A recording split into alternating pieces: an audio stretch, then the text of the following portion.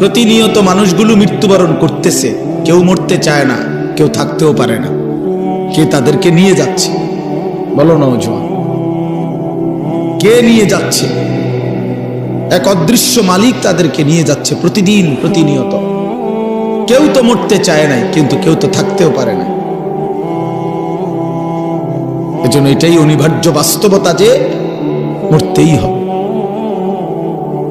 যেতেই হবে, ফিরতেই হবে আল্লাহর কাছে, ফিরতেই হবে।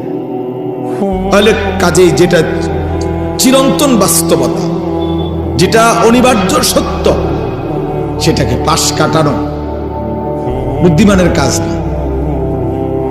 এটা কোনো বুদ্ধিমান হইতেই পারে না। মৃত্যু যেহেতু আমাকে বরণ করতেই হবে, আল্লাহর মুখোমুখি যেহেতু আমাকে হতেই হবে, কাজে বুদ্ধিমান তো সেই যে এই ব্যাপারে প্রস্তুতি নেই।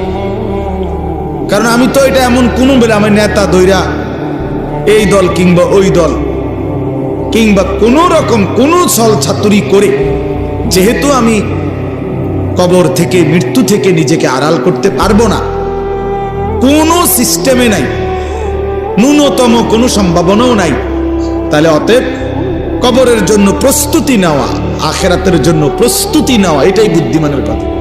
কারণ এটা তো আমাকে বরণ করতে হবে, তার চাইতে ভালো রেডি হয়ে যাই, প্রস্তুতি নিয়েই যাই।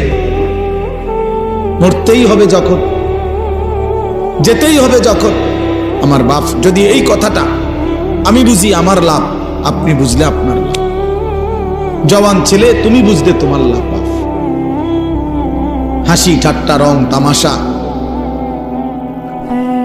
এই খামখেয়ালি, এটা আসলে কোনো জিন্দিগি না।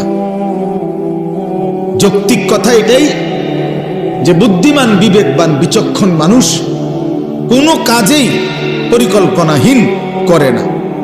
পরিকল্পনাহীন কাজ তো পশুর হইতে পারে, গন্তব্যহীন, টার্গেটবিহীন জীবন তো জানোয়ারের হতে পারে, মানুষের হইতে পারে, পাগল ছাগলের হইতে পারে, মানুষের হইতে পারে।